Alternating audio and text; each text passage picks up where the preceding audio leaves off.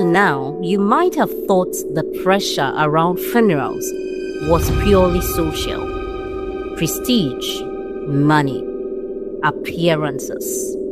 But in Ghana, funerals are about something far deeper than just what people think. They are profoundly about what the dead need. Across many Ghanaian cultures, a funeral is not merely an event. It is a critical rite of passage. It is the final, sacred act that guides a soul from the world of the living into the ancestral realm. Among the Akan people, this revered destination is known as Asamando. Without the proper rites, this vital journey remains unfinished. The dead cannot settle. They cannot join the ancestors. And in this profound process, crying is not mere decoration. It is a powerful signal of release. It marks a clear separation. It tells the spirit, unequivocally, that it is time to go. When a funeral is conducted improperly, the fear isn't embarrassment. The fear is unrest, an unsettled spirit. It is believed will linger, to hover, to interfere. This can manifest as sickness that defies resolution. Misfortune that repeats with an eerie pattern.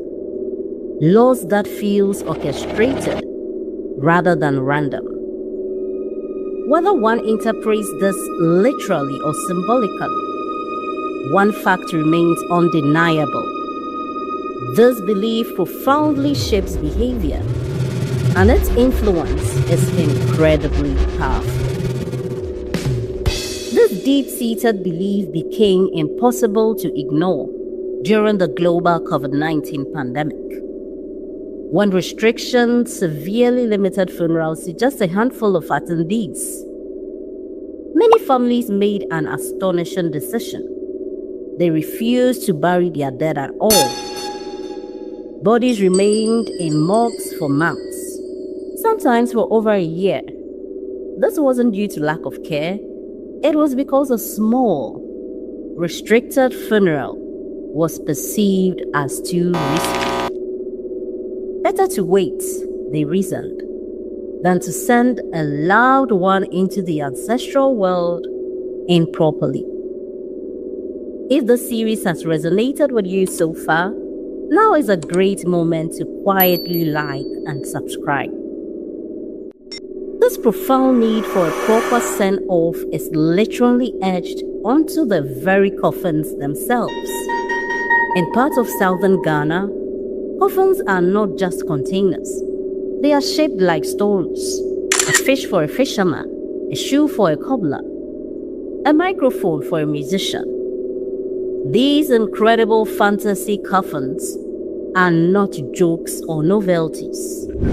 They are biographies. They serve to remind the spirit of who they were in life. And they powerfully communicate to the community that this life was seen, named, and completed with dignity. Yet, not everyone is permitted to mourn in the same way. In many Ghanaian communities, women traditionally bear the immense emotional labor of funerals.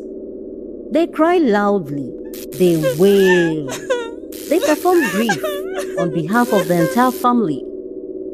Men, particularly those of high status, are expected to do the exact opposite.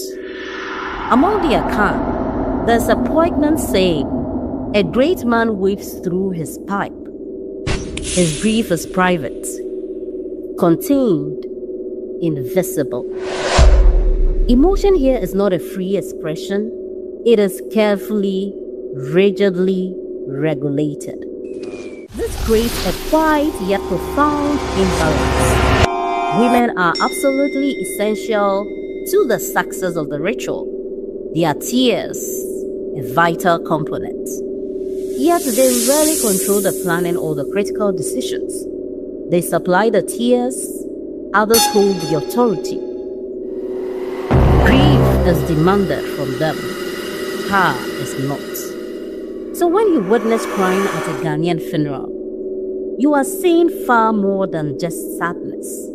You are witnessing love made visible, status being defended, spirits being guided on their sacred journey, an entire community striving to protect themselves from the unseen forces they fear could follow. It is a tapestry of profound meaning. In Ghana, tears are not merely feelings.